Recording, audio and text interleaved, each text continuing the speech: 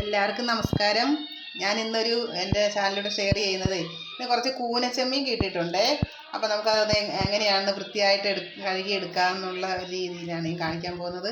കണ്ടോ, കൂനച്ചെമ്മീൻ നല്ല കൂനച്ചെമ്മീനാണ്. കണ്ടോ, കായലിലെ കൂനച്ചെമ്മീനാണ്. അപ്പോൾ നമുക്കിത് ഇന്ന് വൃത്തിയായിട്ട് എടുക്കുന്നത്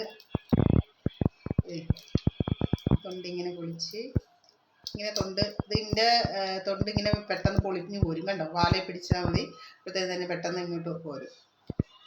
അതുപോലെ തന്നെ ഇങ്ങനെ ഒന്ന് ചെയ്താൽ മാത്രം മതി. കണ്ടോ, ഇത് തൊണ്ട് പെട്ടെന്നാണ് ഇതിൻ്റെ ഇത്. ഇങ്ങനെ കൂനച്ചെമ്മീൻ അങ്ങനെയാണ്, ഇത് വാലപ്പിടി ഇങ്ങനെ ഒന്ന് വെച്ച് കഴിയുമ്പോൾ അത് വേർപെടും.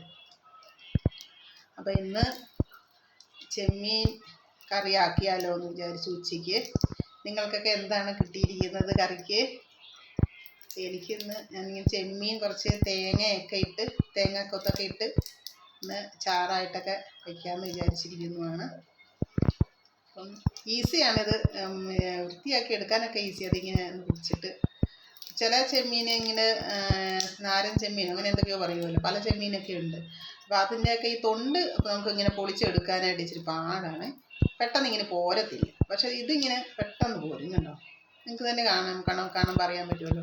ജസ്റ്റ് ഇങ്ങനെയൊന്ന് വെച്ചാൽ മതി. അത് കഴിയുമ്പോൾ ഇങ്ങനെ പൊളിഞ്ഞു പോരും. ഇങ്ങനെ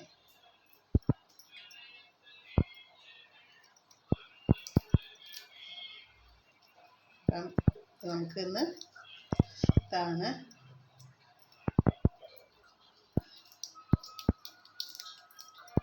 കായൽ മത്സ്യങ്ങൾ നമുക്കിവിടെ രാവിലെ കിട്ടും.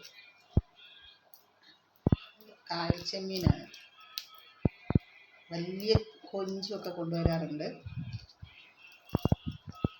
ഓക്കെ, അപ്പം ഇത് ഒന്ന് കാണിക്കാൻ വേണ്ടിയാണ് ഞാൻ ഷെയർ ചെയ്തത്. Okay, thank you.